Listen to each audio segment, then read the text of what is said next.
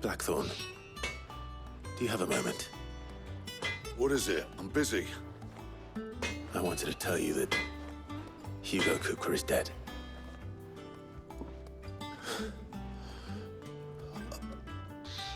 I can't tell you how long I've been waiting to hear those words. This is it then. A new beginning under a new Sid. I'll try to live up to the name. Well, someone looks pleased with himself. It's true what I'm hearing, then. Nothing escapes you, Lady Karen. It's true. Kupka is dead. No more looking over our shoulders, then. Good. I'm starting to get a crick in my neck. Don't let it go to your head, though. Ah, Clive. Have you come seeking the gift of knowledge? No. To share mine, actually. Hugo Kupka is dead. Oh, my. Can it really be true? Look, he's crying. He is. The big baby. And with good reason, children. These are tears of joy. We must offer up a prayer to your parents that the heavens might weep with us. There shall be no lessons today, only thanksgiving and merrymaking. Go, put away your things. All right. Brilliant.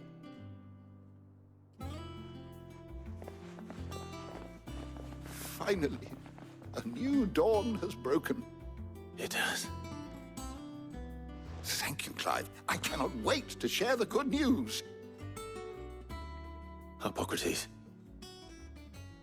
After Kupka fell, Ultima came to me. I need to know what he is. Have you learned anything? Alas, no. And not for want of trying. I have scoured nigh every historical tome in our collection and found nothing. Not even the sort of conspicuous absence that might suggest a concealment of fact. One is almost tempted to conclude that such a creature never existed. But I saw him. With my own eyes. I don't doubt that you did. Alas, it seems you are the only one who has. To others, he reveals naught. We see only that which he leaves in his wake, like some terrible force of nature beyond the ken of mortal man. A bringer of death. Whether the Ultima you met with was the being itself, or merely another projection of its power, I know not. But until I do, my investigations shall continue. Thank you. It means a lot. You barely sat down since you came home. Vivian got you running errands or something? Just spreading the word.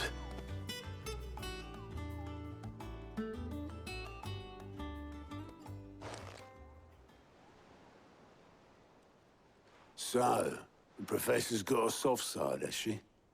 I'd never have guessed. No. She was right, though. Everyone was glad to hear the news. Ah, but you ain't told everyone. I can think of plenty of friends back at the old hideaway who'd sleep more peacefully for knowing. Not least of all Sid. You should tell him. You're right. I should. And I will. Well, when you do, be sure to take Mid with you. She's been going at it hammer and tongs down in that workshop of hers, trying to do her father proud. But I can't remember the last time she visited the old sod's grave. Very well.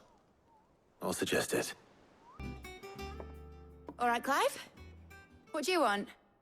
I'm going to visit Sid, and I thought you might like to come with me. Sorry, I'm too busy for all that right now. I've got to get this thermal displacement stack sorted. Thermal... Displacement stack. Here. And this is for... Only the fastest finest ship the world has ever seen. The Enterprise. Me and my dad designed it together. Where other vessels rely on the fickle winds to drive them through the water, ours is fitted with mithril engines. And those things have got more push than a behemoth in a bad mood, and more heat than all the hells put together. Which is where the stack comes in. I may have already talked some tight-lipped shipwrights into putting the hull together for me in a little dockyard in Canva. But the stack's a bit more involved, so I'm building it here. Thing is, it's so involved that I'm running behind and it's starting to hold things up over at the shipyard. I'll come and see my dad, though, when I'm done. Whenever that is. Is there anything I can do to help? Good old Clive. I were hoping you'd say that. First things first, I need some parts meching. The stack will be made up of 3 major components. There's the plating, here, that channels hot vapors away from the engine. The helm over the top, that disperses all that heat into the air. And the shielding around the sides. That stops the rest of the ship from going up in flames. A full suit of armor, then. Probably best to take it one piece at a time. Then you'll need to start with the plating. Everything else fits onto it. I've got the designs and the list of materials here. Show these to Blackthorn. He'll know what to do. I can't make head nor tail of them. Luckily, you don't need to. Blackthorn, can I ask a favor? Out with it. It's for Mid. This my last chance to say I'm otherwise engaged. Spare myself the arseache. Go on then. What is it this time? She said you would know. Here.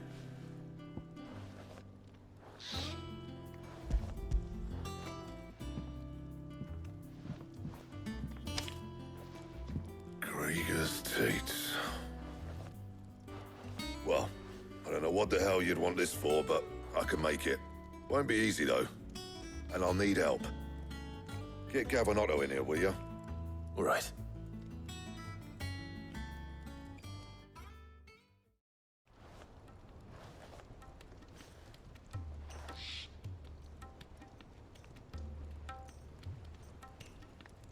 So Mid's roped us all in here again, has she? Typical. Still, if that's what it takes to get her to visit Sid's grave, I'll do what I can. And, what is it we need to do, exactly? Take a look at this. It's this plating. The usual saw grade steel won't work. We need something that can get very hot, very fast, and still keep its shape. That means an alloy. Something that won't break or buckle at the temperatures she's talking about. Which is where you lot come in. I need materials, and I've got my work cut out already. You'll have to fetch them. Now, there's a special kind of sand I'm after that you can only find out in the Valcroy. Stardust, they call it. As for the rest of the stuff, my usual supply should have it in stock. It just needs buying and bringing back here. Well, we'll get it done quicker if we split up. One of us should probably give you an hand collecting the sand. And the other can go and get the rest from this supplier. Right then. Well, make your minds up who's going where, we can get this over with. You going after the Stardust then, are you? Which one of these 2 lucky souls is going with you? Otto, you're with me. All right, then. Where do we find this Stardust, and how will we know it when we see it?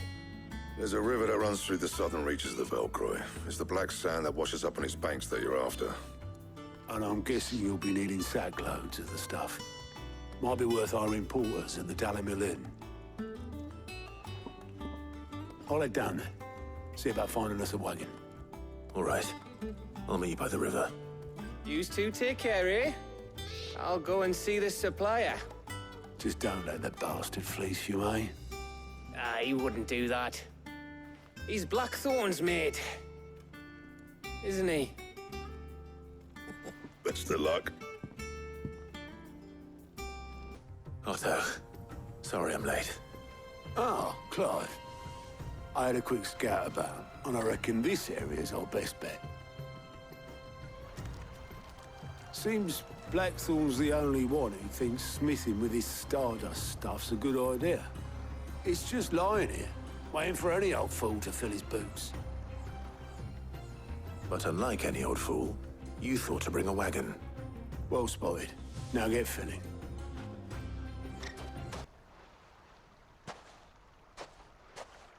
How much did you get? Enough. I hope.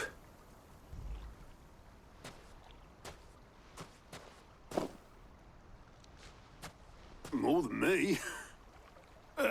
Put it all together and I can't see Blackthorn complaining. Much.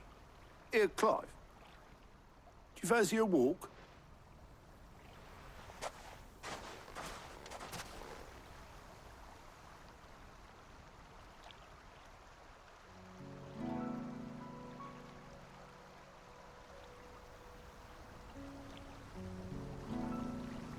Sid would be proud. Of what? Of you, you idiot. The way you've carried on what he started. When we first met, I had you down as a spoilt little puppy who enjoyed nothing more than biting the hand that fed you. But 5 years on, you're the one doing the feeding. So thanks for proving me wrong. You weren't wrong. But I changed. Thanks to Sid. And thanks to you. When I suggested taking on his name, you were the first to back me. And if you hadn't, no one else would have. I couldn't have done any of this without you, Otto. Don't give over. You're making me blush. All I did was choose hope over despair. I gave you a chance, yes, but you're the one who took it. You took a rabble of homeless, hopeless outcasts and put them back on their feet. Gave them something worth fighting for, just like the old Sid did.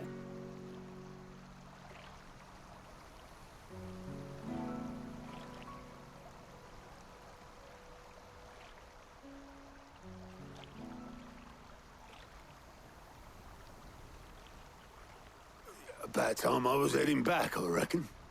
All this scrabbling about in the sand's taken its toll on the old pins. I'll see you back at the hideaway then. You can take a well-earned rest when you get there. Oh, I plan to. Believe you me.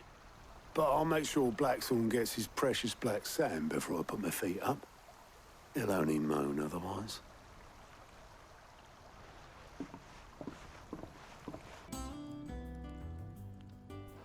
Blackthorn, got everything you need? Yeah. Yeah, I do. Cheers for the Stardust. Should be enough to be getting on with.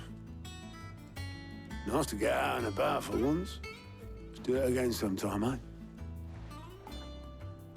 I'll make a start on putting this thermal plating together then. It'll take some time, mind. So if you've got other things to be getting on with, I could do without you breathing down my neck. Thank you, Blackthorn. I'll let Mid know construction's underway. Suppose we'd better be getting back to work too. Give us a shout if you need anything.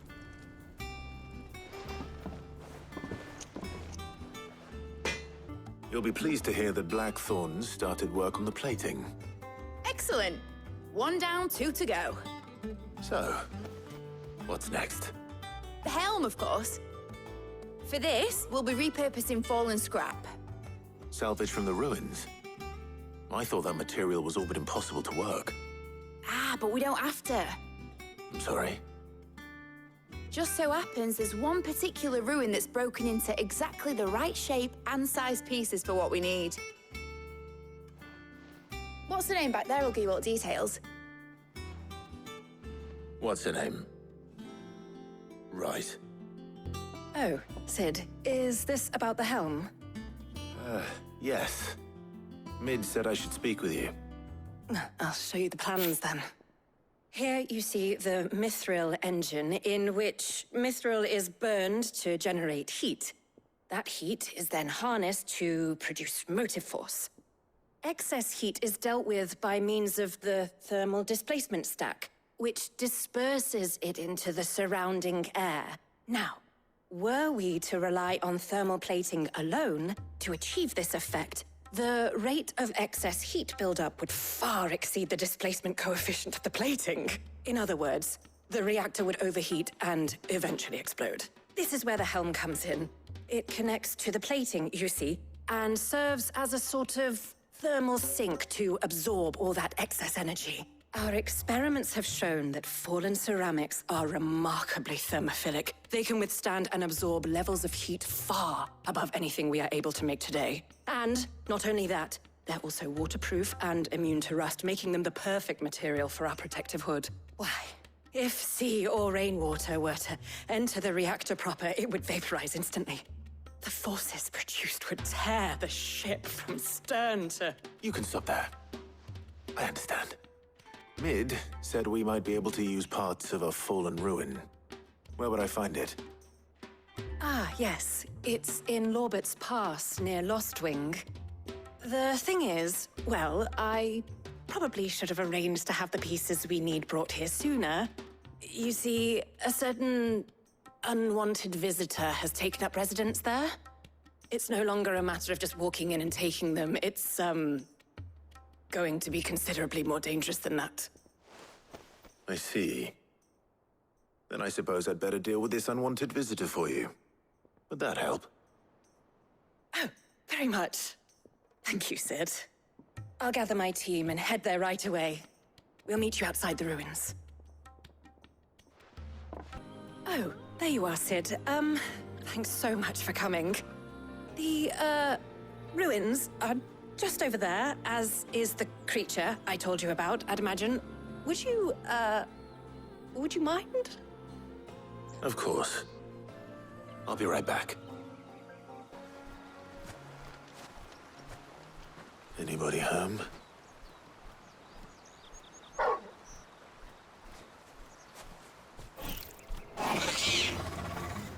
This must be our unwanted visitor. Time to go. The things I do for you, Mid. Sid! Oh, thank goodness you're safe. You shouldn't have any trouble now. Indeed. Well, don't let us keep you. We'll, see that everything is transported safely back to the hideaway. All right. I'll let Mid know you're on your way. Mid. Helena has recovered the material for the helm. She'll be along shortly. Excellent. Another job well done. And just one remaining. Right. Right, the shielding. This one's a bit of a bugger. How so? The plating's enough to stop the engines going pop, but those things will still be spitting out enough fire to set the rest of the ship ablaze. Which is why you need proper shielding.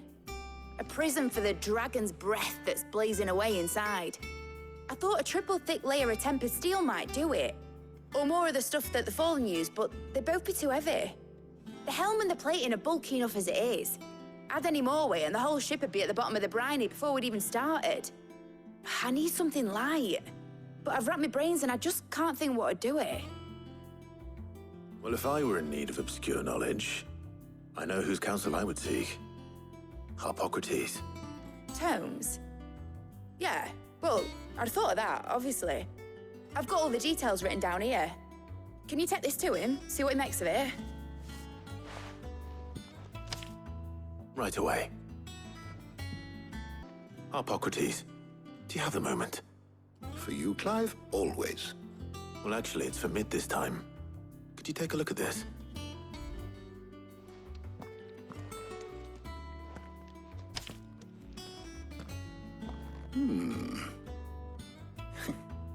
Shielding for a mithril engine. Whatever will that girl think of next? And what are these notes around the edges? She has some specific requirements for the materials. The shielding needs to be able to resist extreme heat on the inside, and yet remain cool enough on the outside not to set the ship alight, while also being light enough not to sink it. As you can imagine, she's struggling to find anything that meets her needs. I see. I wondered if you might know of a solution, or if you might be able to search the records for one. Perhaps, It is not a different material she requires, but a different approach. What do you mean? Consider the lake we have made our home.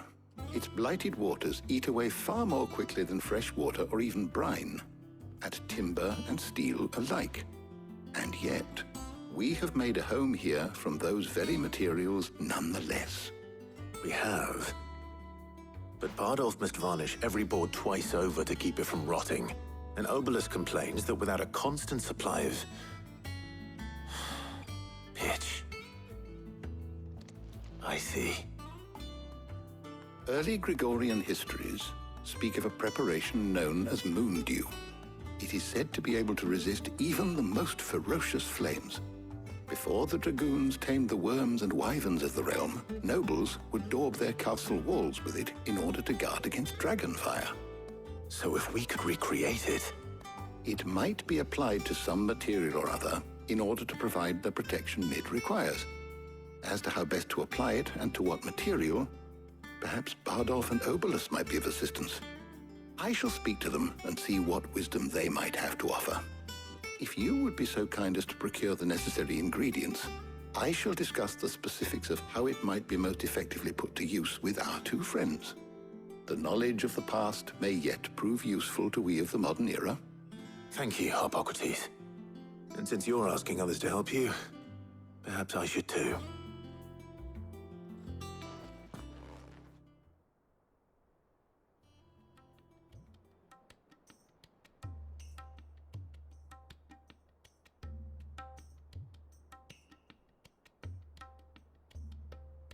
So you need a hand, do you? We do. I'll be heading to market for the ingredients we need. I could do with some help. And some company, too. The other can assist me in researching how best to prepare the shielding itself. Can we count on your aid? Always. Well, if Jill's game. Thank you. I am sure either of these fine young minds would prove indispensable in my research. I leave the decision as to who will go with whom in your capable hands, Clive. So, Clive, have you made your decision? Who will accompany you on your little excursion?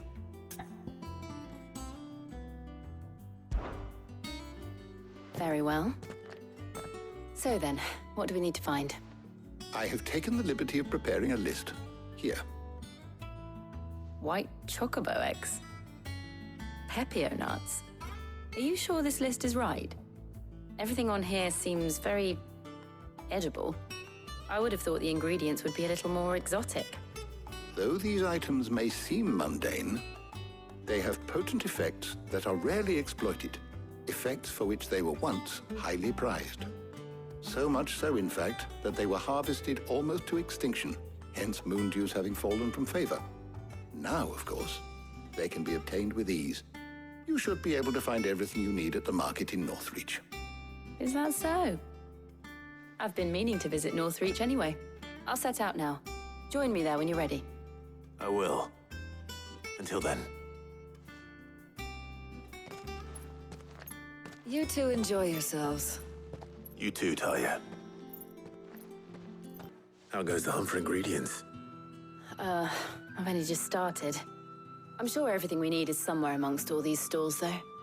Why don't we split up and see? We'll take a couple of ingredients each. All right. What am I looking for? How about you look for the pepio nuts and some garlic? I'll find the other things we need. We can meet by the gate when we're finished. Did you find everything? I did. Here.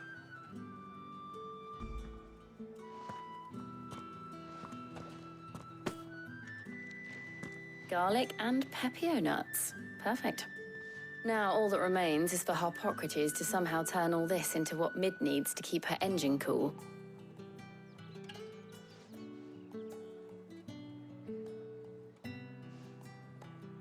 But before we head back, would you walk with me a while?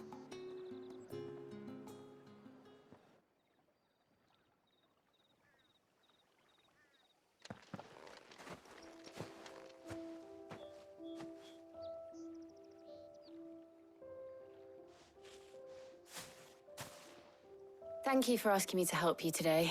It makes a nice change. It does. It's good to get away from all the battle and bloodshed for once. Just being here reminds me of when we were children. Do you remember? Walking down Market Street in Rosalith, taking in the sights and smells. How could I forget? What with Torgal's antics. Remember how his nose would prick up at the scent of sausages? He'd go racing away and we'd have to go running after him. We wouldn't catch you now, would we, boy? Was there anything you wanted to buy for yourself while we're here? There was, yes. Well, sort of. Molly in the kitchens told me about a place that sells particularly good pies. Thought you might like to share one with me. I would. Thank you. And I saw some bread.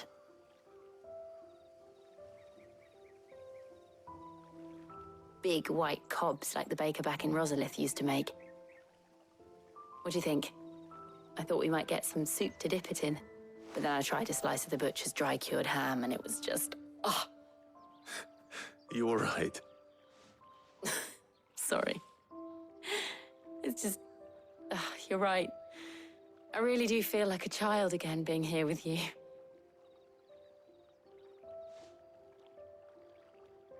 Clive. Is it wrong of me to enjoy this? No, Jill. This is how life should be. And it's how our lives will be when our work is finally done. When we can live on our own terms. I hope so. Thank you, Clive.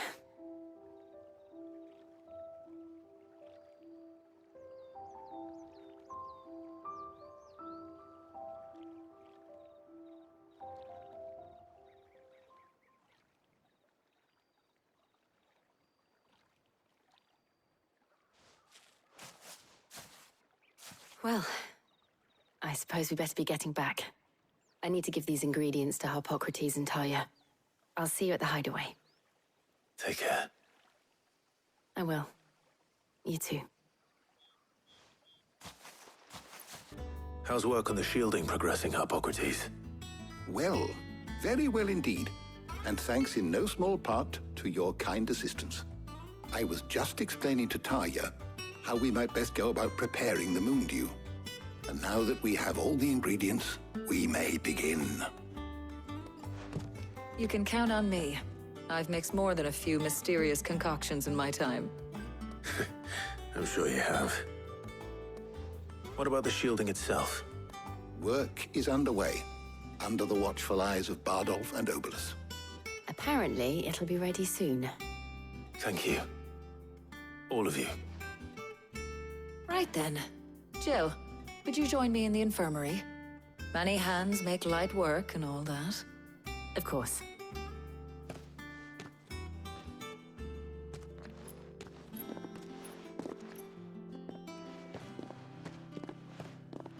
Oh, and Clive, thank you. It was nice, just being with you.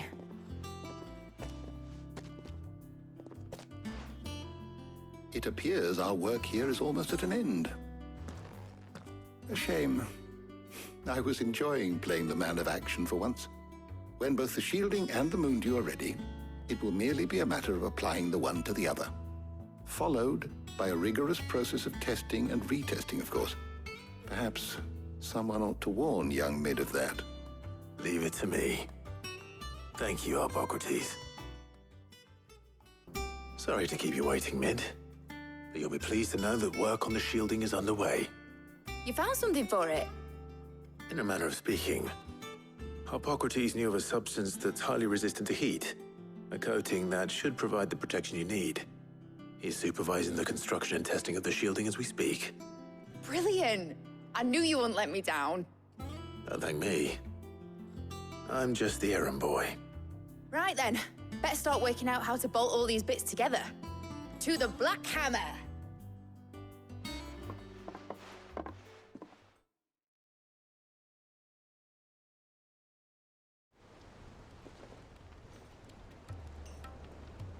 You know, when I got into the smithing game, I thought I'd be making swords and shields, not Thermal bleeding didgeridoo-dahs. Displacement stacks. Same difference. Whatever you call it, I ain't putting it together in here. It's cramped enough as it is. Let's take this outside. Mid, you get all the parts lined up on the deck. I'll take care of the rest. On my way. Oh, and bring me the biggest hammer you can find. This is gonna require some precision walloping.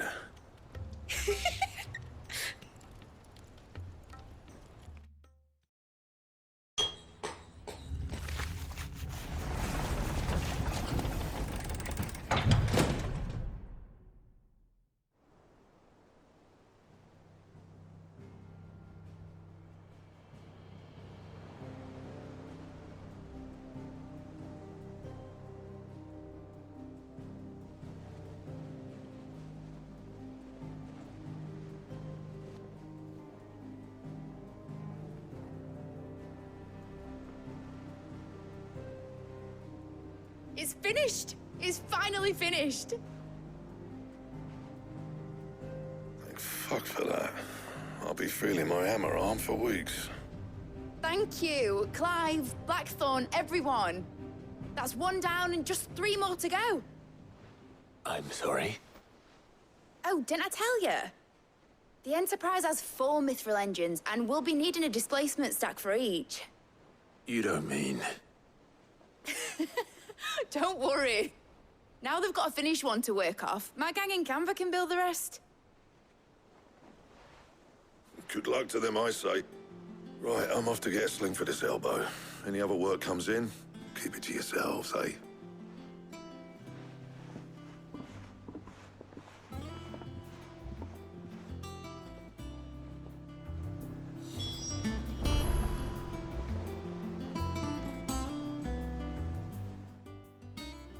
What's the matter?